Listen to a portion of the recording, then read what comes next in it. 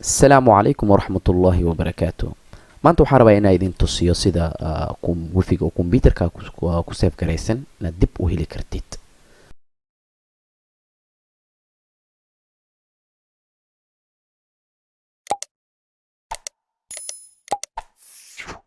laga yaabay guri saaxiibka inaa aadid laptopka inta kore wifigaasi ku galshay haddana asin wifiga aad rabtid inaa mobilkaaga gelisid laakiin koodkaadana ogeyn marka computerkaaga dib ayaad ugu heli kartaa insha Allah hadduu ilaahay idmo.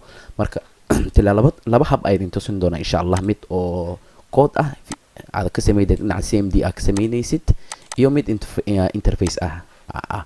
haddaba aan ku hormaray midka interface-ka insha Allah. okay, marka ugu horeyso waa inaad Windows ka ku dhufatid mise here inta ka bacdiisana control panel aad qortid adiga luqada ku yahay sheegi karay laakiin control panel hada qorto ku imaana ku dhufo ka bacdi iska weynayso large icons wax badan ku soo bax marka.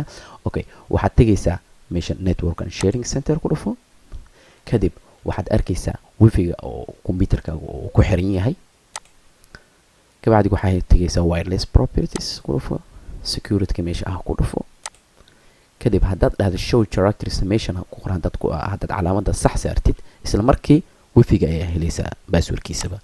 bala fiirino waa kaas wifiga kaasi waay laakiin way idinka qarina for security ahaan haddii kalaan. okay, habkaas habay ahayd aan ka baxno cancel iska xir kan aan wada xirno. okay, habka mid waay. habka labaadna idin tusnaa waxay tahay koodayaashan meesha yaala insha Allah CMD waa inaan furnaa mid qor CMD inta la ku fur waxaa qoraysaa CMD ku qor click right waxaa rabaa inaa administrator ahaan u furo markaas power badan oo leeyahay. okay, aan ku furno yes okay, maadaama intuu yaalo waxa ugu haboon koodii horta waa inaad koodka meesha ku qortid midda koran waa inaad administrator ahaatid waaye. okay, waa koobiyey kara laakiin inaa qoraa fiican saa idinkana u fiiritin iyo show files. okay, waxaad isoo bixi waxay tahay read only oo ku qoran waxa ku isoo bixi waxay tahay passwordii wifi-yaasha dhan aan laptopka ku xiriiriyay ma fahamta ay isoo baxay.